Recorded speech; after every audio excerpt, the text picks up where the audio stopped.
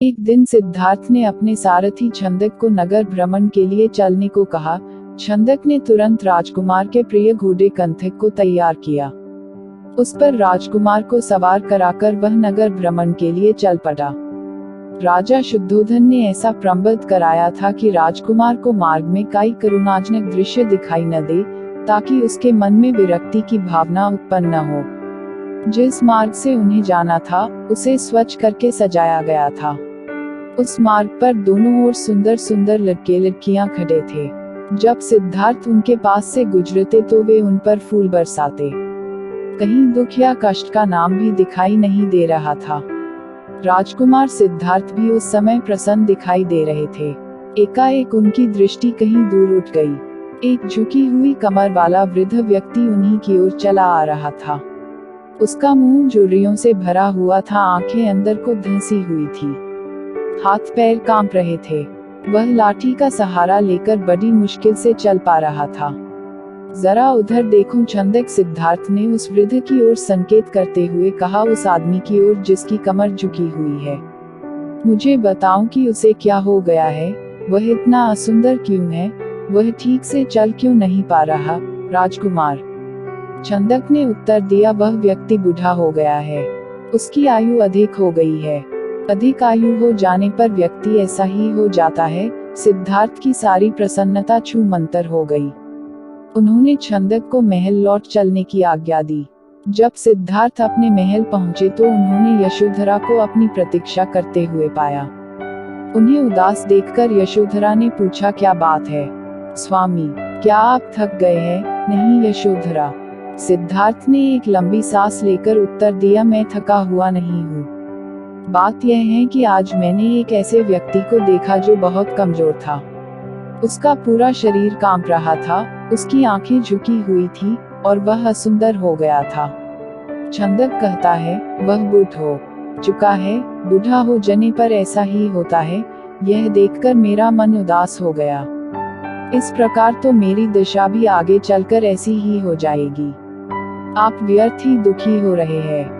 यशोधरा ने कहा, छोड़िए इस बात को, आप अपने मनोरंजन कक्ष में जाइए। पिताजी ने आपके मनोरंजन के लिए खास नर्तकी और गायिका को बुलाया है। आप वहां जाकर मनोरंजन कीजिए, आपकी सारी उदासी दूर हो जाएगी। यशोधरा की बात मानकर सिद्धार्थ मनोरंजन कक्ष में चले गए। वहां नर्तकी और गायिका ने अपनी कला का भरपूर प्रदर्शन किया। उन्होंने सिद्धार्थ की उदासी को दूर करने का पूरा प्रयास किया, लेकिन सिद्धार्थ की उदासी दूर न हुई। उनकी आंखों के सामने रह रहकर वही वृद्ध व्यक्ति घूम रहा था, जिसे उसने मार्ग में देखा था। वह बार बार यह सोच रहा था कि क्या बूढ़ा होने से बचने का कोई उपाय नहीं है। कुछ दिनों बाद अचानक सिद्धार्थ ने पुनः भ्रमण की इच्छा व्यक्त की। इस बार छंदक एक रथ सजा कर ले आया। रथ पर सवार होकर सिद्धार्थ पुनः नगर की ओर भ्रमण की ओर चल पड़े।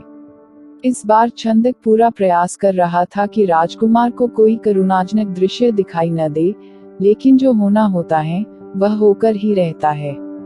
मार्ग में सिद्धार्थ को एक रोगी व्यक्ति दिखाई दिया। वह रोग के कारण कराह रहा था। सिद्धार्थ ने तत्काल रथ रुकवाया और छंदक से पूछा, इसे क्या हो गया है, यह इस प्रकार कराह क्यों रहा है। राजकुमार छंदक ने उत्तर दिया, इसे रोग ने घेर रखा है। यह रोग के कष्ट को सहन नहीं कर पा रहा, इसी कारण कराह रहा है। परंतु इसे रोग ने क्यों घेर लिया, सिद्धार्थ ने आश्चर्य से पूछा। छंदक ने उत्तर दिया, रोग तो बड़े बड़े स्वस्थ व्यक्तियों को भी घेर लेता है, उन्हें भी रुला देता है। इसमें आश्चर्य की कोई बात नहीं है। अपने जीवन काल में कोई न कोई रोग लगभग प्रत्येक व्यक्ति को हो जाता है। ओह, सिद्धार्थ बड़बड़ाए, तो रोग भी मनुष्य को कष्ट पहुंचाते हैं। इनसे भी मनुष्य नहीं बच सकता, मैं भी नहीं बच सकूंगा। जब मुझे भी कोई रोग हो जाएगा तो मैं इसी तरह दर्द से कराहूंगा। छंदक ने रथ को आगे बढ़ाया। थोड़ा आगे चलने पर सिद्धार्थ को एक शव यात्रा जाती हुई दिखाई दी। उन्होंने पुनः छंदक से प्रश्न किया, यह कैसा दृश्य है। 4 व्यक्ति अपने कंधों पर किसे लेकर जा रहे हैं, इनके पीछे कुछ लोग रोते हुए क्यों जा रहे हैं। राजकुमार छंदक ने उत्तर दिया, यह व्यक्ति मर गया है, यह चारों इसके संबंधी है, ये इसके शव को उठाकर शमशान में ले जा रहे हैं।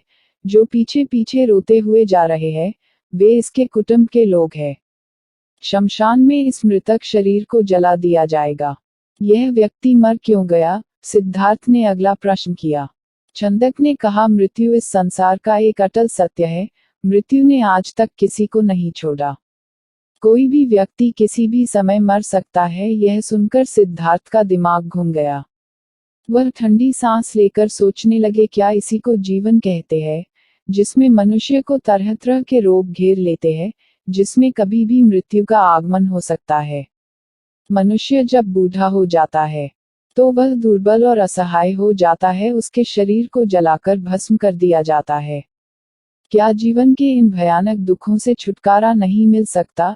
इसका कोई तो उपाय होगा। सिद्धार्थ मन ही मन ऐसा सोच रहे थे कि तभी उन्हें एक सन्यासी दिखाई दिया। उसने भगवा वेश धारण कर रखा था। साधना और तपस्या के कारण उसका मुखमंडल चमक रहा था। उसके होंठ मुस्कुरा रहे थे। सिद्धार्थ को वह संसार का सबसे प्रसन्न व्यक्ति दिखाई दिया। उन्होंने पूछा, छंदक, यह स्वस्थ और तेजस्वी व्यक्ति कौन है? छंदक ने उत्तर दिया, यह एक सन्यासी है। इसने संसार के सभी सुख त्याग रखे हैं। इसने संयम द्वारा अपनी इंद्रियों को वश में कर रखा है। यह अपने ईश्वर की तपस्या साधना करता है, इसलिए यह स्वस्थ, निरोग व सुंदर है। तपस्या के कारण ही इसका मुखमंडल चमक रहा है। सिद्धार्थ को जैसे अपने सभी प्रश्नों के उत्तर मिल गए। वह एकदम शांत हो गए। उस सन्यासी के दर्शन मात्र से ही उसके मन का सारा क्लेश दूर हो गया। उसने मन ही मन सोचा, रोग, बुढ़ापा तथा जन्म मरण के कष्ट से छुटकारा पाने का उपाय संयम, त्याग तथा तपस्या है। जीवन का सार सत्य की खोज करना है। संसार के सभी सुख नकली है। मैं अब इन झूठे सुखों में नहीं फंसूंगा। मैं उस तेजस्वी सन्यासी की तरह बनूंगा। रथ अपने पूरे वेग से दौड़ता रहा और उससे भी अधिक वेग से दौड़ता रहा। सिद्धार्थ का मन, उसे बार बार उस सन्यासी का ध्यान आता था। उनके मन में विरक्ति की भावना बती ही जा रही थी। जब सिद्धार्थ राजमहल में लौटे तो उन्हें एक शुभ समाचार मिला। यशोधरा ने स्वस्थ व सुंदर पुत्र को जन्म दिया था। दास दासियों ने सिद्धार्थ को घेर लिया और उन्हें बधाइयां देने लगी। उन्हें यह आशा थी कि सिद्धार्थ से उन्हें पुरस्कार मिलेगा, लेकिन सिद्धार्थ पर इस शुभ सूचना का कोई प्रभाव दिखाई न दिया। चारों ओर हर्ष का सागर लहरा रहा था। पूरे राजमहल में बधाइयों के स्वर गूंज रहे थे। वहां राजा शुद्धोधन व रानी प्रजावती तो प्रसन्नता से पागल हुए जा रहे थे। वे बधाई देने वाले को मुंह मांगा पुरस्कार दे रहे थे। कपिलवस्तु में नए राजकुमार के जन्म लेने के उपलक्ष्य में नाच गाने व उत्सव होने लगे, लेकिन सिद्धार्थ को उनमें कोई रुचि न थी। वह उदास अपने भवन में घूम रहे थे। उनके मन में संघर्ष चल रहा था। वे किसी भी उत्सव में सम्मिलित नहीं हुए। अपने नवजात पुत्र से भी मिलकर सिद्धार्थ को प्रसन्नता न हुई। उनका मन सब कुछ त्याग कर शांति व सत्य की खोज करना चाहता था। एक रात आषाढ़ की पूर्णिमा का चंद्रमा पृथ्वी पर अपनी शीतल चांदनी बिखेर रहा था। राजभवन में यशोधरा अपने पुत्र को छाती से लिपटाए सुख की निद्रा सो रही थी। दासियां भी अपना कार्य समाप्त करके गहरी निद्रा का आनंद ले रही थी। सिद्धार्थ अपने बिस्तर से एकाएक उठ खड़े हुए और भवन से बाहर चले गए। भवन से बाहर निकलकर वह सहसा ठिठके। उनके मन में एक बार यशोधरा व राहुल को देखने की इच्छा उत्पन्न हुई। वह वापस जाने के लिए मुड़े, परंतु जिस प्रकार कोई सर्प अपनी केंचुली का उतार कर उसकी ओर नहीं देखता, वैसे ही सिद्धार्थ ने भी अपने मोह को एक ही झटके से त्याग दिया। धीरे धीरे चलते हुए सिद्धार्थ वहां जा पहुंचे जहां उनका सारथी छंदक सो रहा था। सिद्धार्थ ने उसे जगाया।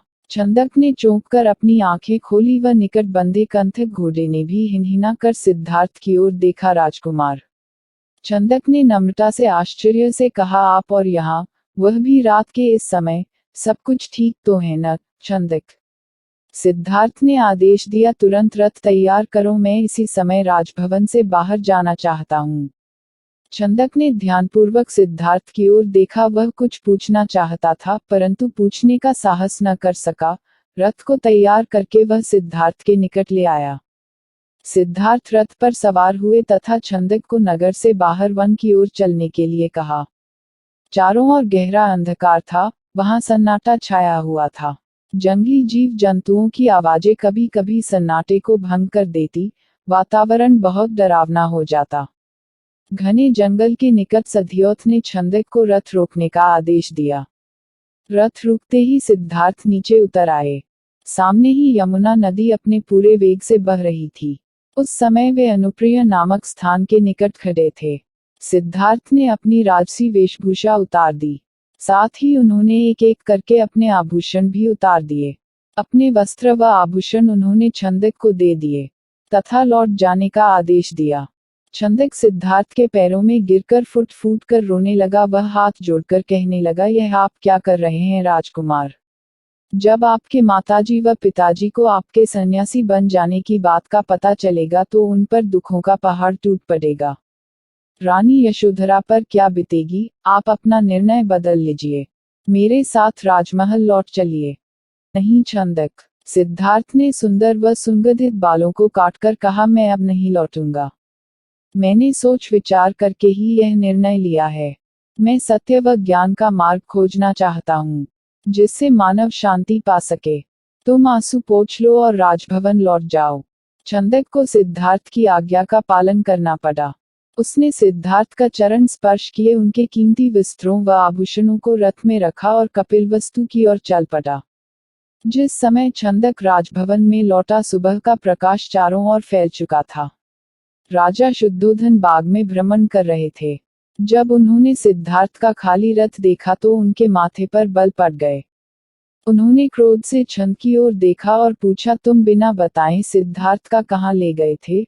वह इस समय कहाँ है? छंदक ने रोते हुए वह पूरी बात बता दी। फिर रथ से सिद्धार्थ के कीमती वस्त्र व आभूषण लाकर उन्हें सौंप दिए। शुद्धोधन उन वस्त्र आभूषणों को छाती से लिपटाकर फूट फूट कर रोने लगे। उन्होंने कहा, विद्वान पंडितों व ज्योतिषियों की भविष्यवाणी आज सच हो गई। मेरा बेटा संसार के सभी सुखों को ठुकराकर सन्यासी बनने चला गया। रानी प्रजावती को जब इस बात की सूचना मिली तो वह पछाड़ खाकर गिर पड़ी। जब यशोधरा तो पता चला तो वह भी इस बात को सहन न कर सकी। वह विलाप करने लगी, हैं स्वामी, तुम बिना कहे ही घर छोड़कर चले गए। मुझसे कम से कम एक बार मिल तो लेते। क्या मैं इस योग्य भी गए? मुझसे कम से कम एक बार मिल तो लेते। क्या मैं इस योग्य भी नहीं थी? क्या तुम्हें अपने छोटे से पुत्र का भी धन नहीं आया? कम से कम उससे तो मिलकर जाते। इसके बाद यशोधरा ने भी राजसी वेशभूषा उतार फेंकी। केवल सुहाग चिन्हों को छोड़कर उसने सभी आभूषणों का त्याग कर दिया। वह साधारण भोजन करती तथा पृथ्वी पर सोती। उसकी यह दशा देखकर प्रजावती बहुत दुखी होती। वह यशोधरा को छाती से लगाकर रोपती और अपने स्वास्थ्य का ध्यान रखने के लिए कहती, यह तेरे खेलने खाने की आयु है बहू। वे यशोधरा से कहती, परंतु तूने तो सिद्धार्थ की तरह ही संसार के सभी सुख छोड़ दिए। क्या यह ठीक है? इस तरह रहने से क्या तुम बीमार नहीं पड़ जाओगी? तब राहुल की देखभाल कौन करेगा? माताजी यशोधरा उत्तर देती, मेरे पति अब सन्यासी बन चुके हैं। वे पृथ्वी पर शयन करेंगे तथा जंगली फूल फलों का भोजन करेंगे। ऐसे में भला राजभवन में सुख के साथ कैसे रह सकती हूँ? आप कृपया दुखी न हो, राहुल में ही इसके पिताजी की छवि को देखें। इससे आपको शांति मिलेगी। प्रजावती राहुल को छाती से लिपटाकर रो पड़ी। सिद्धार्थ के चले जाने के बाद कपिलवस्तु का हर व्यक्ति उदास हो गया। राजमहल में तो दुख का साम्राज्य ही स्थापित हो गया। ऐसे में केवल नन्हे राहुल की लिकारियां ही राजमहल में गूंजती तथा सबका मन बहलाती।